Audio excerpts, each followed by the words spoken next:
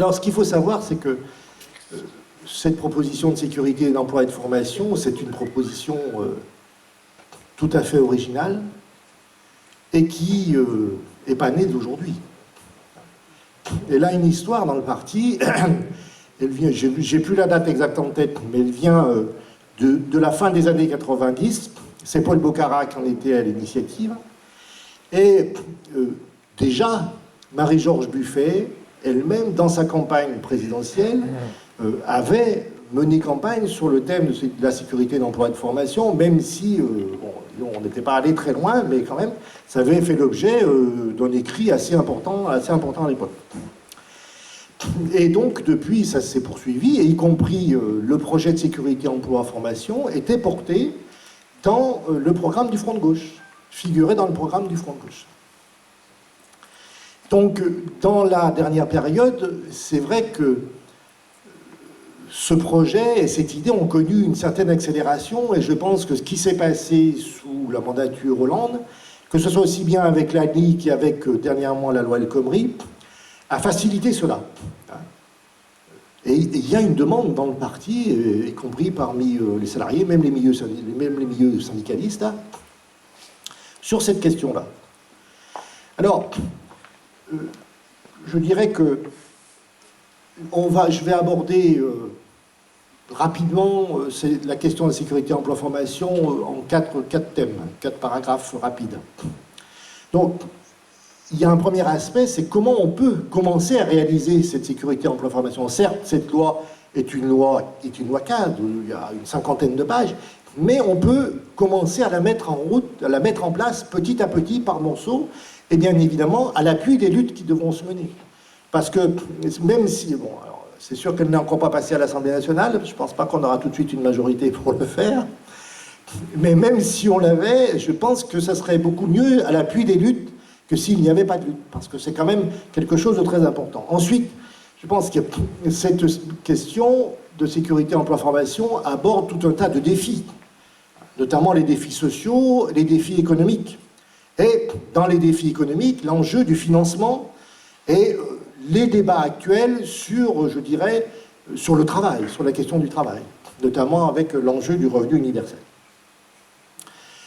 Donc, je le disais, cette loi de sécurité, emploi et formation a connu, je dirais, s'est développée, pas simplement, je dirais, dans un travail de bureau ou de technicien, mais y compris avec des échanges nombreux qui ont eu lieu avec les organisations syndicales, avec des représentants d'organisations syndicales, et y compris dans le mouvement social, au moment notamment de la bataille contre la loi El Khomri. Et tout ça, ça a permis, je dirais, parce qu'il y avait un texte initial qui existait, et ce texte, petit à petit, il a été bougé, amélioré pour arriver à ce qu'il est aujourd'hui. Vous en avez ici, non? On n'en a pas. Si, ben, c'est peut-être ceux qui voudront en prendre. On en a eu quelques-uns. Voilà, c'est intéressant. Donc, je le disais, c'est la loi El Khomri qui a, je dirais, donné un peu le tempo par rapport à notre projet. Vous le savez, le 11 janvier, il y a eu une initiative des sénateurs communistes au Sénat, donc, qui ont déposé un texte demandant l'abrogation du projet de loi El Khomri. Et donc, dans la suite de cette démarche-là, eh bien, à l'Assemblée nationale, le 19 février, a été déposé par André Chassaigne et le groupe Front de gauche de l'Assemblée nationale, le projet de loi de sécurité, d'emploi et de formation, avec, je dirais, avec ensuite, je veux dire, des débats qui ont eu lieu avec un certain nombre d'intellectuels, avec un certain nombre d'économistes, avec un certain nombre de juristes, et qui donnaient lieu à conférences de presse notamment. Alors, bien évidemment, parce que je dirais que en appeler simplement, comme certains font, y compris dans les programmes présidentiels, à la suppression de la loi El Khomri, ça ne suffit pas. Parce que si on obtenait sa suppression, ce qui existait avant la loi El Khomri n'était pas vraiment plus acceptable que la loi El Khomri, même si la loi El Khomri aggrave un certain nombre de choses. Donc il ne s'agit pas de revenir, il faut abroger la loi El Khomri, mais il ne s'agit pas de revenir à ce qui était avant la loi El Khomri, mais il s'agit de proposer autre chose. Et c'est en cela je dirais que la loi de sécurité emploi-formation porte son originalité. Alors, effectivement, il y a, je dirais, dans le débat, notamment par rapport à la révolution technologique, des idées qui courent disant que cette révolution technologique, elle doit automatiquement amener à une raréfaction de l'emploi, j'arrive pas à parler, et alors que, par exemple, nous, une des réponses, mais j'en apporterai d'autres après, une des réponses que l'on fait, c'est, par exemple, la question de la réduction du temps de travail. Et y compris les nouvelles technologies, le numérique, ne sont pas forcément génératrices de disparition d'emplois, mais elles sont génératrices d'une modification, d'une volonté de transformation de l'emploi, et notamment, je dirais, d'un changement de statut de l'emploi, pour faire disparaître, je dirais, le statut du salarié, pour transformer, je dirais, c'est l'ubérisation de la société, comme on dit. C'est-à-dire, c'est pour mettre le citoyen tout seul devant le patronat et devant la société capitaliste. C'est ça, la réalité. Sans droit, sans défense et sans droit. Alors, cette loi de sécurité emploi-formation, en fait, elle porte une conception, je dirais, nouvelle de l'efficacité économique. De l'efficacité économique à partir, notamment, du développement des capacités humaines et du développement de l'intelligence des individus dans leur travail. Je dirais, de leur investissement dans le travail et de la reconnaissance de cet investissement-là. Et bien évidemment, si on se situe à ce niveau-là, ça veut dire que cette conception de reconnaissance de l'individu, des capacités de l'individu, va à l'encontre de toutes les thèses qui sont sur la baisse du coût du travail. Si on veut, je dirais, prendre en compte les capacités humaines, il faut les reconnaître. Et ça veut dire qu'il faut, y compris, les rémunérer correctement. Alors, le projet de loi, il porte, je dirais, l'idée d'un nouveau rapport au travail. Une nouvelle conception de l'activité des gens, de l'activité salariée, de l'activité économique dans la société. Et de ce point de vue-là, je dirais que la sécurité d'emploi et de formation, pour être rapide et pour être résumée, elle peut se décliner, je dirais, en 4 domaines clés. 4 domaines clés qui sont la mobilité, la sécurité, l'efficacité et les nouveaux pouvoirs. Alors, très rapidement, la mobilité, dans le projet de loi de sécurité emploi-formation, elle s'incarne par le passage de l'emploi à la formation et du retour à l'emploi, plutôt que par le passage de l'emploi au chômage, parce que c'est une mobilité, d'une certaine manière, hein, ou de l'emploi à la précarité. Ensuite, la sécurité. La sécurité, c'est la volonté de maîtriser les mobilités. Ce n'est plus les marchés, notamment le marché du travail et les marchés financiers qui régulent, en fait, le patronat. Hein. Mais c'est, je dirais, avec les nouveaux droits, avec les nouveaux pouvoirs des salariés, avec, je dirais, le nouveau contexte législatif que porterait cette loi, c'est donc les salariés qui réguleraient, et c'est le monde du travail, grosso modo, qui régulerait le marché du travail. Et cette régulation se fait par la formation. Il faut voir que dans le système capitaliste, je ne vais pas trop développer, mais dans le système capitaliste, un des moyens de réguler le marché du travail, c'est quoi? C'est le chômage. C'est ce que Marx appelait l'armée de réserve. Eh bien, nous, on propose, je dirais, que cette régulation se fasse par la formation. Et que donc, de ce point de vue-là, on aboutirait à la proposition, au fond de la proposition, qui est l'éradication du chômage. Une éradication progressive, évidemment, je pense qu'on n'y arriverait pas en un jour, même si la loi était instaurée, mais une éradication progressive du chômage. C'est-à-dire qu'un individu dans sa vie ne connaîtrait plus jamais la case chômage. Et ça c'est particulièrement important. La question de l'efficacité. Comme je viens de le dire, cette nouvelle efficacité, donc, s'oppose à la précarité, généralisée aujourd'hui. Et cette question d'efficacité s'oppose donc frontalement et fondamentalement à la baisse du coût du travail. Il faut arrêter de baisser le coût du travail pour permettre d'autres moyens d'efficacité pour permettre d'autres investissements utiles au développement de production qui soient elles-mêmes utiles au développement humain. Et dans ce cadre-là, en termes de coût du travail, vous savez qu'en 2015, c'est ça, l'ensemble des dividendes et intérêts servis ont représenté 269 milliards d'euros. Alors que, soi-disant, le coût du travail qui est incarné par les charges sociales, faussement dites les charges sociales, mais les cotisations sociales, c'est 180 milliards d'euros, 181 milliards d'euros. L'ensemble, sur les investissements, le coût du capital dans les entreprises représente 25% dans les grandes entreprises, alors qu'en moyenne, le coût du travail représente entre 15 et 20%. Donc, vous voyez qu'il y a de la marge, et là où il faut taper, en fait. Et donc, pour transformer tout cela, et pour mettre en œuvre, je dirais, cette proposition, il y a bien évidemment la nécessité que les salariés puissent intervenir directement sur la gestion des entreprises. Et la loi de sécurité emploi-formation, je dirais, consacre une large partie à la question des nouveaux pouvoirs d'intervention des salariés et des nouveaux pouvoirs de décision des salariés dans la gestion des entreprises. Et notamment, parmi ces nouveaux pouvoirs d'intervention dans la gestion des entreprises, la possibilité pour les salariés de mobiliser le crédit des banques.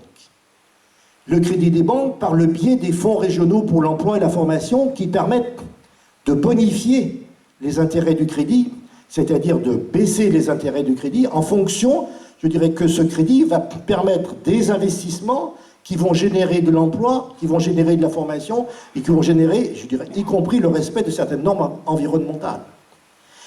Et donc, on voit que par le biais de cette loi, c'est le moyen pour les salariés de pouvoir actionner directement ces leviers-là et de disposer de pouvoirs réels sur l'orientation de l'activité des entreprises et finalement de l'activité économique. Alors, d'autres aspects, peut-être un petit peu plus juridiques, je ne sais pas, mais la loi de sécurité emploi-formation comporte un certain nombre de mesures spécifiques pour les jeunes. Notamment l'obligation pour les entreprises d'embaucher 10% parmi les salariés, d'avoir 10% de jeunes. Elle comporte aussi l'idée d'une allocation d'autonomie, formation. Et puis, cette sécurité d'emploi et de formation, elle doit, pour se mettre en œuvre, s'appuyer sur ce que l'on appelle un grand service public de l'emploi et de la formation. Et ce grand service public de l'emploi et de la formation, il y aurait une convention d'affiliation. Une convention d'affiliation, je dirais, qui se ferait en deux temps, de manière systématique, à la sortie du cursus scolaire, il y aurait une affiliation directe auprès de ce service public de l'emploi et de la formation, et il y aurait en même temps, je dirais, un contrat d'engagé avec les entreprises. C'est-à-dire que le jeune pourrait, je dirais, par le biais de ce service public de l'emploi et de la formation, disposer d'un contrat d'engagement avec une entreprise.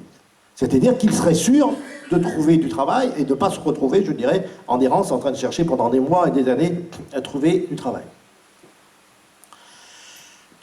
En résumé, je dirais que cette loi, en fait, elle permet d'assurer la sécurité pour les salariés, la sécurité de leur emploi, et qui dit la sécurité de leur emploi, dit assurer une sécurité de revenus.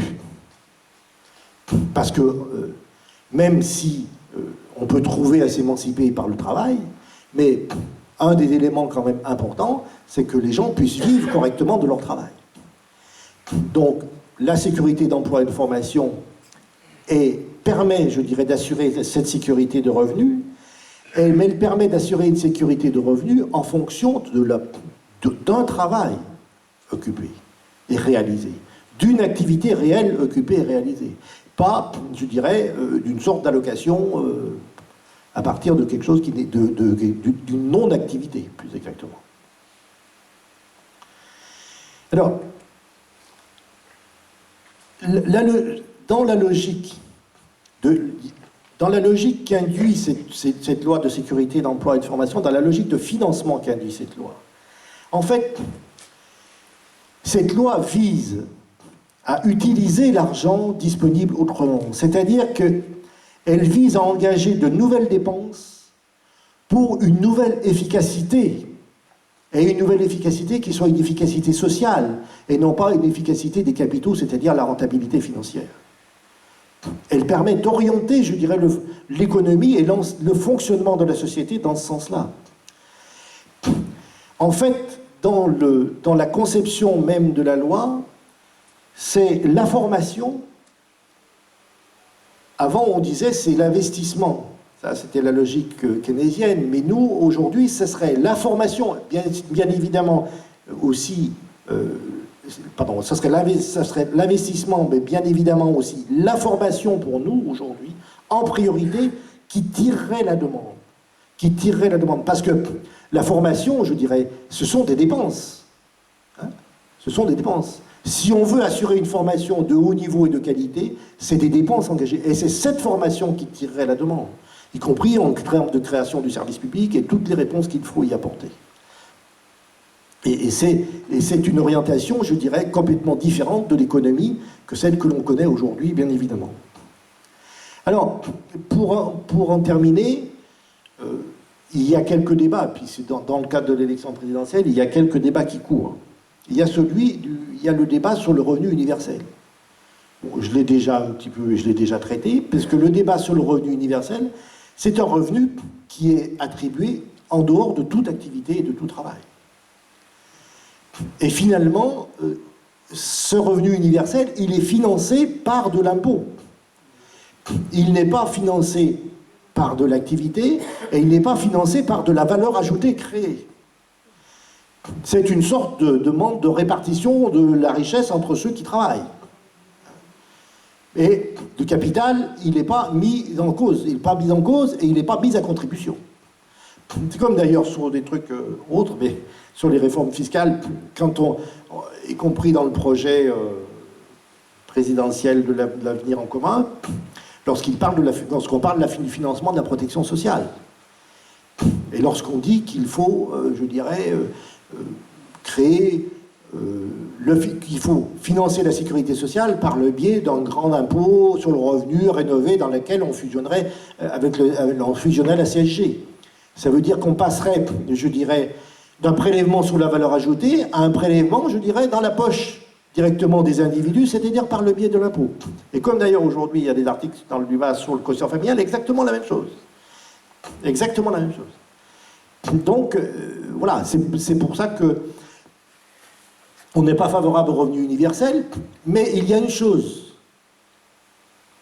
que l'on peut discuter et sur laquelle on peut s'appuyer dans le revenu universel, c'est que le revenu universel, l'idée fondatrice du revenu universel, malgré tout, c'est d'assurer une régularité, une sécurité de revenus. Et ça, on dit, à celui qui le porte, notamment c'est Hamon, on lui dit, d'accord, pour régularité et sécurité de revenus, on est d'accord avec vous. On peut en discuter, mais nous, c'est pas revenu universel, c'est sécurité, emploi et formation. Hein, c'est pas pareil. Et puis, je dirais qu'il y a aussi dans le programme de Mélenchon, l'idée qu'en fait, il créerait 300 000 emplois ici, 300 000 là, et 500 000 ailleurs, et que bon, par rapport à la base du chômage existant, si on ne peut pas faire autrement, par un certain nombre de contrats associatifs et autres, ce serait finalement à l'État, je dirais, de prendre en charge ces emplois-là. C'est un peu un schéma qui ressemble à ce qui se passait dans certains pays de l'Est, y compris en Union soviétique, hein, à un moment donné, où l'État employait beaucoup de monde, mais il y a des gens qui étaient employés, on ne savait pas bien à quoi ça servait et ce qu'ils faisaient. Et en tout cas, ça ne peut pas être un modèle qui s'applique aujourd'hui. C'est pas possible. C'est pas l'État qui peut pallier, je dirais, s'il y a des gens qui n'ont pas de travail, c'est pas l'État, y compris, je dirais, si ces gens-là rendent des services à des associations ou autres, mais c'est pas, je dirais, l'État qui peut prendre en charge tous ces emplois-là et financer tous ces emplois-là. Parce que ça revient à la même chose. Si c'est l'État qui les finance, c'est l'impôt qui les finance. Et par contre, le capital, on ne les touche pas. Le capital financier, on ne les touche pas. D'ailleurs, ce qui est une des caractéristiques des divers programmes à gauche que l'on a, certains plus que d'autres, bien évidemment, c'est de ne pas toucher au capitalisme financier. C'est d'éviter de s'en prendre au capitalisme financier. Alors que c'est ça le fond du problème. Alors, quant à la droite et à l'extrême droite, je vais en terminer par là, eux, bon, Fillon s'est clairement affiché, hein. C'est la baisse du coût du travail, lui, bon voilà, il l'assume pleinement, voilà, c'est clair et net. Quant au Front National, lui, c'est plus ambigu. Hein. C'est plus ambigu parce que, en fait, le Front National apparaît comme être le défenseur du social, comme le porteur de garanties sociales, en fait. Mais lui, je dirais, il veut aussi baisser le coût du travail. Bien évidemment, sa logique, c'est celle-là. Et il utilise le truchement, je dirais, de l'immigration, de l'immigré, qui coûte trop cher, donc il faudrait virer, c'est le salarié qu'on paye en trop qui coûte trop cher, voilà. Mais il présente ça comme ça. Mais la recherche, au fond, sa volonté, au fond, c'est de baisser le coût du travail. Un mot aussi, il y a le CNPF, pas le CNPF, pardon, le MEDEF, je dirais, qui a une proposition, hein, par le biais d'une fondation qui s'appelle la Fondation Montaigne, qui lui est attachée, qui s'appelle CEF, mais c'est CEF, nous c'est CEF, c'est SEF, c'est Capitalisme Emploi Formation. Capital Emploi Formation. Et eux, bien évidemment, c'est pas du tout pour la même finalité que nous. Même s'ils consentent, je dirais, à dire qu'il faut mettre un petit peu plus de sécurité, mais en fait, ils réactivent par cela la flexi-sécurité dont on parlait à une certaine période et qui avait disparu l'an dernier. Donc, ils font remonter cette idée-là, et derrière eux, bien évidemment, c'est la baisse du coût du travail, puisque eux, par exemple, ils proposent de baisser de 2 points les cotisations sociales du patronat. Entre parenthèses, en ce qui concerne le financement du service public de l'emploi et de la formation que l'on propose, bien évidemment, ce financement serait assis sur une cotisation patronale. Nouvelle. Mais on pense quand même qu'avec la richesse créée et l'argent qui est dégagé aujourd'hui, il y a moyen de mettre 1 ou 2 points supplémentaires de cotisation patronale pour financer un service public de ce niveau-là. Et j'en termine vraiment en disant que sécurité, emploi et formation, il y a le terme formation. Et vraiment, on pense aujourd'hui que la formation est une question déterminante pour l'avenir. Il y a un enjeu énorme de formation des citoyens et des salariés, et pas simplement, je dirais, des formations utilitaires, c'est-à-dire apprendre à mieux, pour résumer, apprendre à mieux serrer un boulon, à mieux visser un boulon, mais des formations qui permettent aux salariés d'intervenir directement dans les process de travail et d'intervenir directement dans la gestion de l'entreprise. Parce que bien évidemment, lorsqu'on dit qu'il faut que les salariés puissent mobiliser les fonds régionaux pour l'emploi et la formation, il faut être en capacité de le faire. Il faut être en capacité de pouvoir appréhender, apprécier l'évolution, je dirais, de l'entreprise dans laquelle ils sont, de la situation économique, je dirais, de l'entreprise dans laquelle ils se trouvent. Et ça, c'est vraiment pas facile. Donc, il faut élever les formations. Et je le dis d'autant plus que c'est pas facile que là où je viens, où j'habite exactement, à Romans-sur-Isère, c'était une ville où il y avait la fabrication de chaussures et de la chaussure de luxe. Et une des dernières entreprises qui a été liquidée, il y en a encore une ou deux qui existent, mais une des dernières importantes qui a été liquidée, c'était l'entreprise Jourdan.